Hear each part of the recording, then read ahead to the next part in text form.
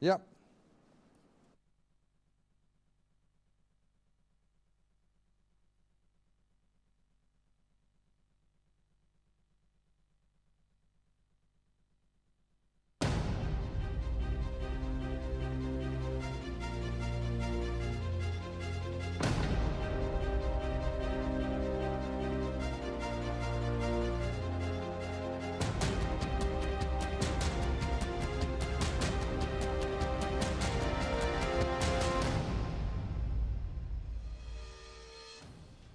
Hello, welcome to The Point. This is a fairly new series talking about the human body, amongst other things. We're talking a little bit about botany and zoology, but today we're going to be talking about the human body, but we're going to take a step back and look at human body from instead of getting up close and personal with the human body, we're trying to look at the whole thing as a functioning unit, if you like, and also how the human body, created in the image of God, actually survives on planet Earth, which is also created by God. Before I start, I just want to recommend programs by a very close friend of mine, who you know very well, probably, Dr. Laura Richardson. She actually has a wonderful program, Health in Focus, which is Wednesdays at 3:30. So we try and work together, and we have slightly different emphases. But anyway, I do recommend Laura's programs, Health in Focus, 3:30 every Wednesday. Now, this is going to be a slightly different program. We're going to show you a 9-minute video by a very famous person. I'll read his name out, Professor Alexander Tsiaris. That's spelled T-S-I-A-R-A-S, who is an associate professor of medicine at Yale University. He is so clever that, as he will tell you in the video, NASA actually asked him to work for them as well. He'll tell you what he does with NASA. He is incredibly bright, this person. And I thought it was such an amazing video that I would take up 9 minutes of this program to show the video. So what we're going to actually see when we watch this video in just a moment is we're going to see how God actually forms each one of us in our mother's womb. We need to remember, as we look at this, that Jesus Christ is the author of life itself. It says in John chapter 1, "In the beginning was the Word was with God, the Word was God. All things were created by him. Nothing was made without him. In him was life." So where is life come from? Answer from Jesus Christ. All right? Answer from Jesus Christ. And as we look at this amazing miracle in the womb, a baby forming itself over 9 months, what we're seeing is the genetic code, the DNA, causing the baby to grow all those specialized cells, heart cells, lung cells, eye cells, bone cells, skin cells, kidney cells, liver cells, and all the other cells. We've got 100 trillion of them, by the way, and they're all different, just so that everything works together. Now, when we've seen this program, I'm just going to show you how absolutely extraordinary the whole thing is.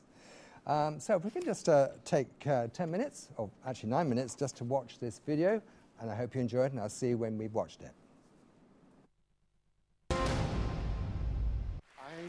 was offered a position as Associate Professor of Medicine and Chief of Scientific Visualization at Yale University in the Department of Medicine. And my job was to write many of the algorithms and code for NASA to do virtual surgery in preparation for the astronauts going into deep space flight so they could be cut in robotic pods. One of the fascinating things about what we were actually working on is that we were seeing, using the new kind of scanning technologies, things that had never been seen before. I mean, not only in disease management, but also things that allowed us to see things about the body that just made you marvel. I remember one of the first times we were looking at collagen, and your entire body, everything, your hair, skin, bone, nails, everything is made of collagen, and it's a kind of a rope-like structure that twirls and swirls like this, and the only place that collagen changes its structure is in the corner of your eye. In your eye, it becomes a grid formation, and therefore it becomes transparent as opposed to opaque. So perfectly organized a structure, it was hard not to attribute divinity to it, because we kept on seeing this over and over and over again in different parts of the body. One of the opportunities I had was one person was working on a really interesting kind of micromagnetic resonance imaging machine with the NIH, and what we were going to do is scan a new project on the development of the fetus from conception to birth using these kinds of new technologies. So I wrote the algorithms in code, and he built the hardware. Paul Lauterbro then went on to win the Nobel Prize for inventing the MRI. I get the data. And I'm going to show you a sample of that piece from conception to birth.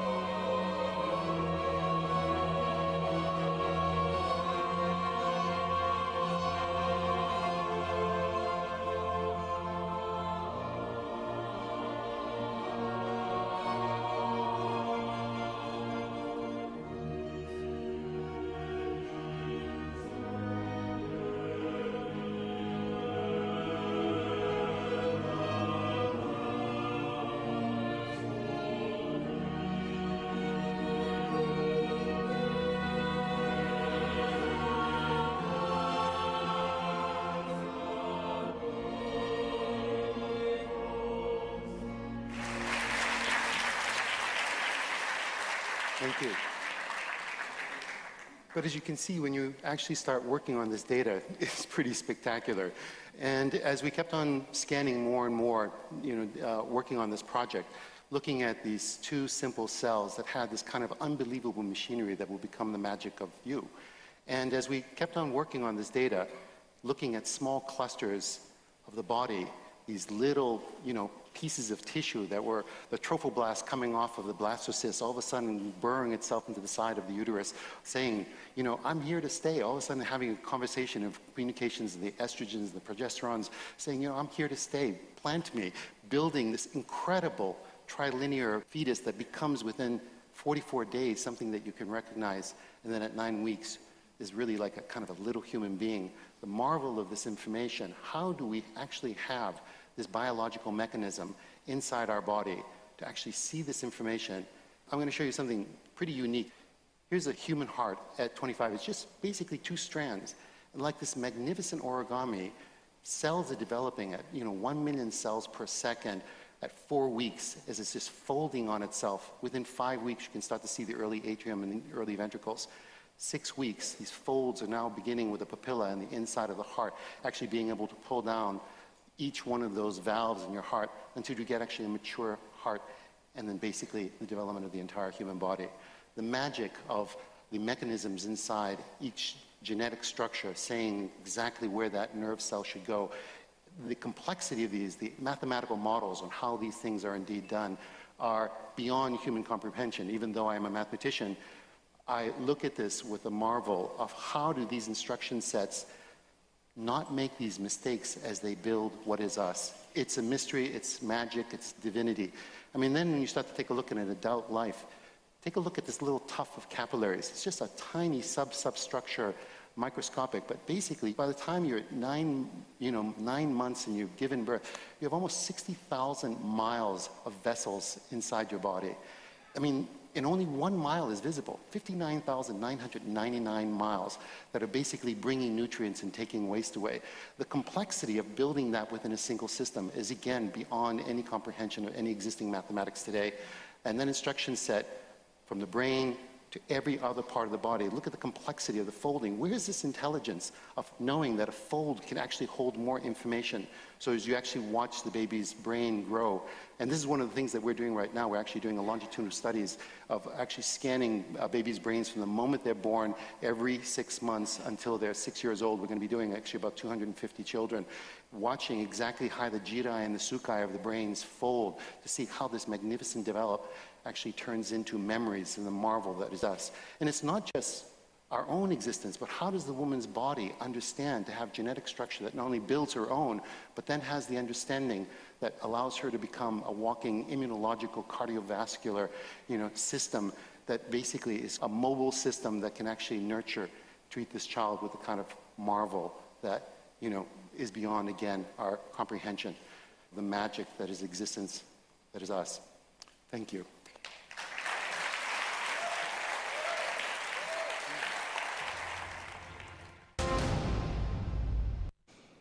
Welcome back. I hope you enjoyed that. What we're seeing there is actually a miracle. It really is a miracle. And by the way, that happened to you. And it happened to me as well. It happened to all of us.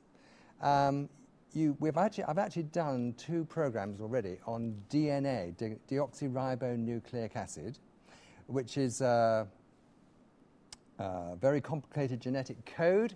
I'm not going to talk about it now because I've already done 2 programs on it. But it's possible you've actually missed them. If you have, you can go to my website, which is called freechristianteaching.org, and these programs will be on DNA, and the eye and the ear and lots of other pieces will be on the website. You can also order free DVDs as well. But I just wanted to, I'm not going to show a lot of pictures now. I'm simply going to talk to you for the next 15 minutes about just how complicated we structurally are, and how complicated is the environment in which we find ourselves. So I know there's a place in London, I keep going on about this, called the Natural History Museum, but it should be renamed. It should be renamed because there is no natural history. There is nothing natural. It was all created by God. I would call that supernatural, and I hope you agree. The thing is, we are created in the image of God, and you've just seen the miracle of life in the womb. It is a miracle. It's unbelievable. By the way, one of the things you didn't mention is that all of our cells, they grow into eye cells and heart cells and lung cells, but something within those cells, they don't grow anymore. If they did, we'd all have cancer. That's basically what cancer is, cells growing too much. But we won't go down that avenue. So I just thought, well, what do humans actually need for life? Well, actually, there's a huge number of things we need, but here are 7. First of all, we need energy, which in our case, it comes from the sun in the form of heat and light. We need food, and most of the food we eat actually is carbohydrate. Now, I know we get proteins and fats, but we get that from animals and fish mostly, but of course they in turn eat carbohydrate. So basically we must have carbohydrate, okay? We need water, because nearly all our bodies is virtually all water. We need oxygen, because that's how we live. We breathe in oxygen and we breathe out a waste product called carbon dioxide, all right? Then we need various elements, because we're made of 60 elements, but come from the dust of the ground, if you like. We need a design system. Deoxyribonucleic acids is fantastic genetic code in all our 100 trillion cells. If you just got one of those DNA strands and spread it out, it would be 6 foot long. And there are about 3 billion codes in each individual cell to make sure that it forms itself exactly as you've just been watching. It's not a simple thing. It's really complicated to make a human eye cell or a human brain cell or a human heart cell. That's why I need 3 billion genetic codes per cell, and you've got 100 trillion cells. Right, then what else do you need? Well, you need the design. I've mentioned the design system. Of course, you need the spirit of life too, because basically, James says, the body without the spirit is dead. Now, as a doctor, I was taught that, you know, when somebody's dead, they don't breathe anymore, and you can't feel a pulse, you can't hear a heartbeat. If you do an ECG, it's flat.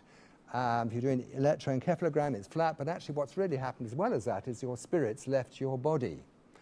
That's what happened to Jesus Christ. It says he gave up his spirit and he died. So for human life, we need all sorts of things.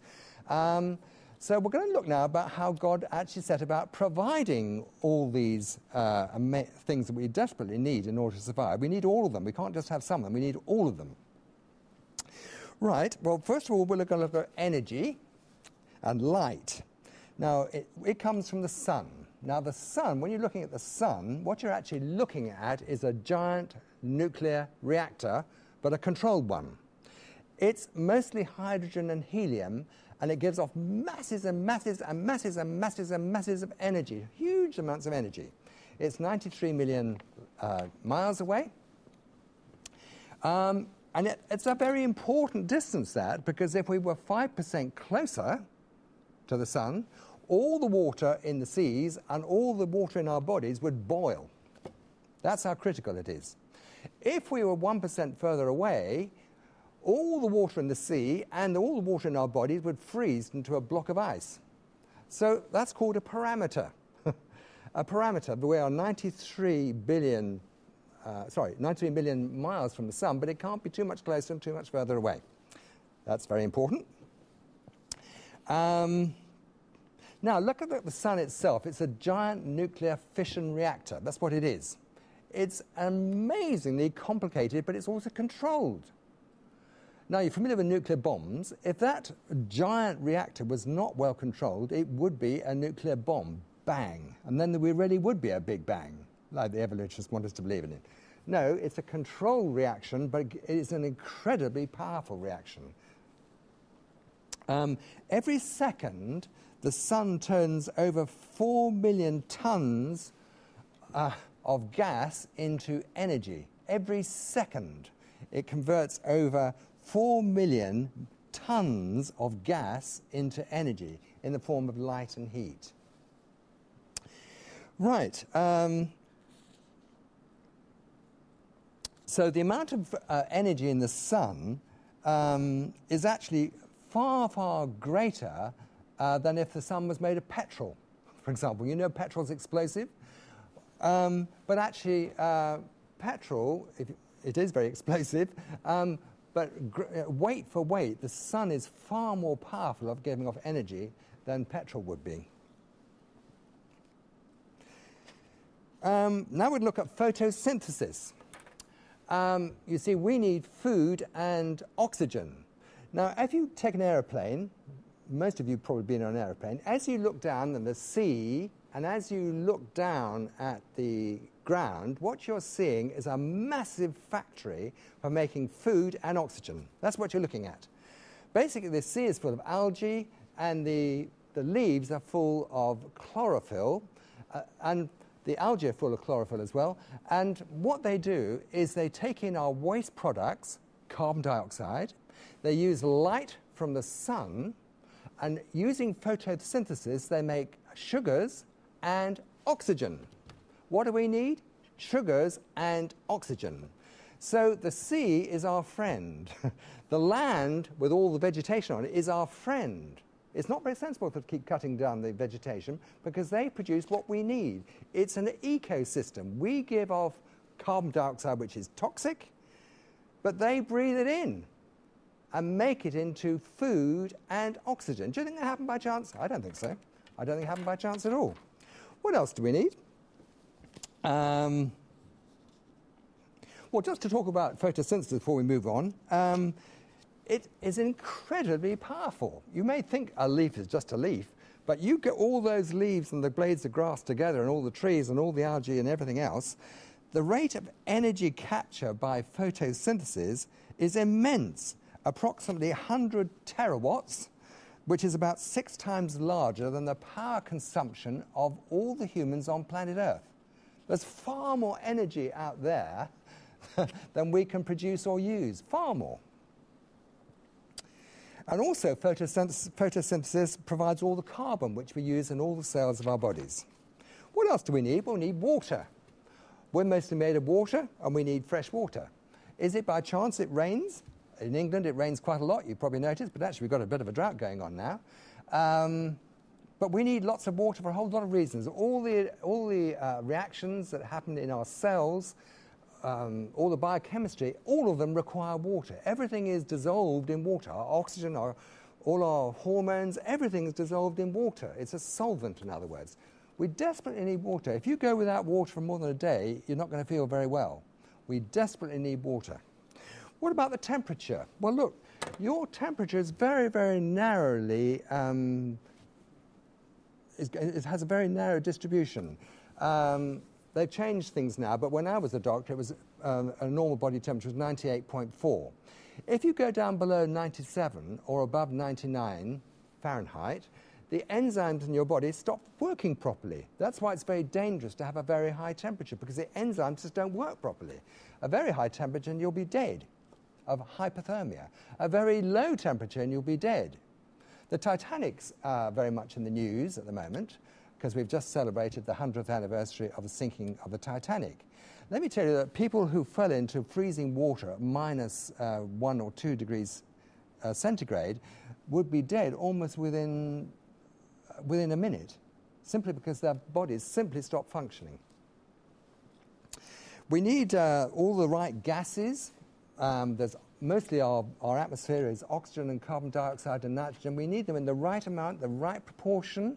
We need the leaves to take the carbon dioxide away, which is toxic for us. But there are all sorts of other parameters. For example, the temperature, the temperature of the ambient temperature. I know we complain that the temperature goes up and down, but actually it doesn't go up and down very much, not compared with outer space.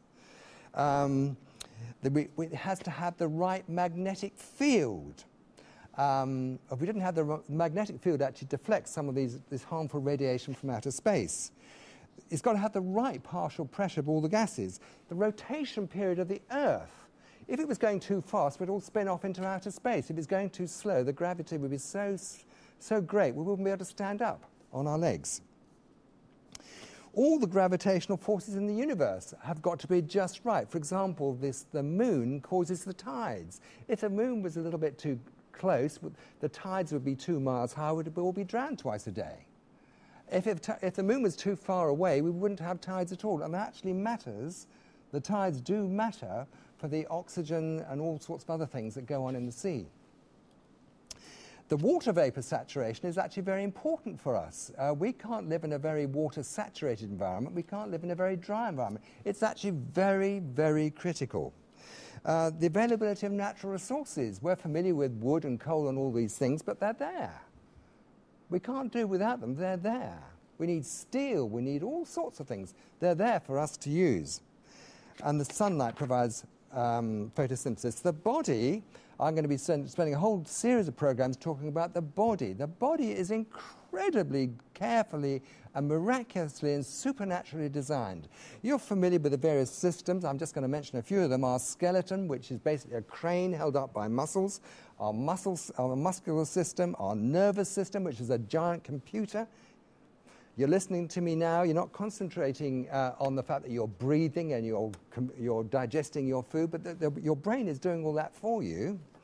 Your respiratory system, your cardiovascular system, your lymphatic system, your endocrine system, your reproductive system, your liver, all sorts of other things, our digestive system, a urinary system, and the homeostasis, that's the regulation of the environment, and also other things like, if you cut yourself, it stops bleeding. There's an awful lot going on. This is the most incredibly complicated thing. Our body is the most sophisticated piece of machinery you can possibly imagine. You can't imagine how complicated our body is. You can't imagine how complicated our brain is. Our brain is a supercomputer. The supercomputers in NASA have got nothing on our brains. I'll be talking about brains just in one program, just talking about the human brain. It's a supercomputer. You know, the way our body functions is amazing. If you've got any feedback, we'd love to hear from you. info@revelationtv.com. Please write to us. We'd love to hear if you think I'm going too fast or other subjects you'd like me to cover. info@revelationtv.com. Please write in and tell us if you think these are helpful and if you'd like me to talk about other subjects or go more slowly, or show more pictures, or less pictures, or whatever it is you want. But whatever it is, what we want you to do is to see things as we see them, to the point. In other words, that you are created in the image of God, and you are actually a miracle in itself. You don't have to wait till you've seen a miracle. You are a miracle, and so am I. God bless you. Thanks for joining us, and join us again soon on To the Point. Thank you.